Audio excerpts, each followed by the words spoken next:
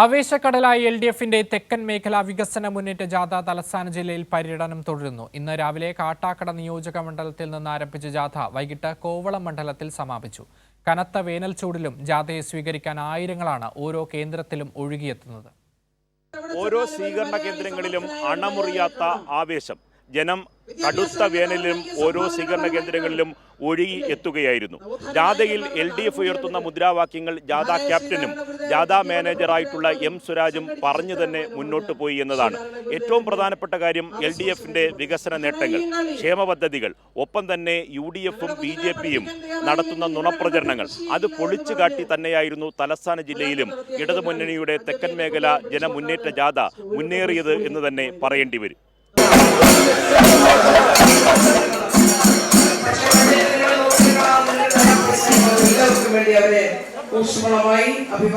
കേരളത്തിലെമ്പാടും ഒരു കാറ്റ് വീശുന്നുണ്ട്. ആ കാറ്റ് ഇടതുപക്ഷ അനുകൂലമായ കാറ്റാണ്. ആ കാറ്റ് നാൾക്കുനാൾ കൊടുങ്കാറ്റായി മാറിക്കൊണ്ടിരിക്കുകയാണ്. ആ കൊടുങ്കാറ്റിൽ സ്വന്തം മോഹത്തിൻ്റെ വ്യാമോഹത്തിൻ്റെ എല്ലാ വൻമരങ്ങളും കടപുഴകി വീഴുമെന്ന് ബോധ്യമായ UDFും BJPയും അവർക്ക് എപ്പോഴും ആശ്രയിക്കാനുള്ള നുണപ്രചാര വേലകളുടെ പ്രഭാത ഘോഷയാത്രയുടെ ഭാഗം പിന്നിട്ടുന്ന കാഴ്ചയും നാം കണ്ടുകൊണ്ടിരിക്കുകയാണ്. ജനങ്ങൾക്കിതെല്ലാം കണ്ടാൽ തിരിച്ചറിയാൻ കഴിയും. പ്രബുദ്ധമാണ് ഈ കേരളം. ഇവിടുത്തെ മനുഷ്യരും പ്രബുദ്ധരാണ്. ആ പ്രബുദ്ധതയാണ് UDFും BJPയും ചോദ്യം ചെയ്യുന്നത്.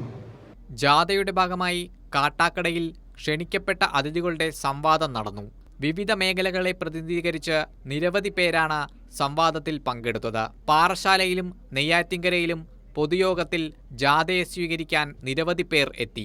രാത്രിയോടുകൂടി കോവളം നിയോജക മണ്ഡലത്തിലെ ബാലരാമപുരത്തെത്തിയ ജാഥയ്ക്ക് ആവേശകരമായ വരവേൽപ്പാണ് ലഭിച്ചത്. ബാലരാമപുരത്തെ പൊതുയോഗത്തോടെ ജാഥയുടെ ഇന്നത്തെ പര്യടനം പൂർത്തിയായി. നാളെ പുത്തരിക്കണ്ടം മൈതാനിയിൽ ചേരുന്ന മഹാസമ്മേളനത്തോടെ തെക്കൻ മേഖലാ വികസന മുന്നേറ്റ ജാഥ സമാപിക്കും. കൈരളി ന്യൂസ്, തിരുവനന്തപുരം.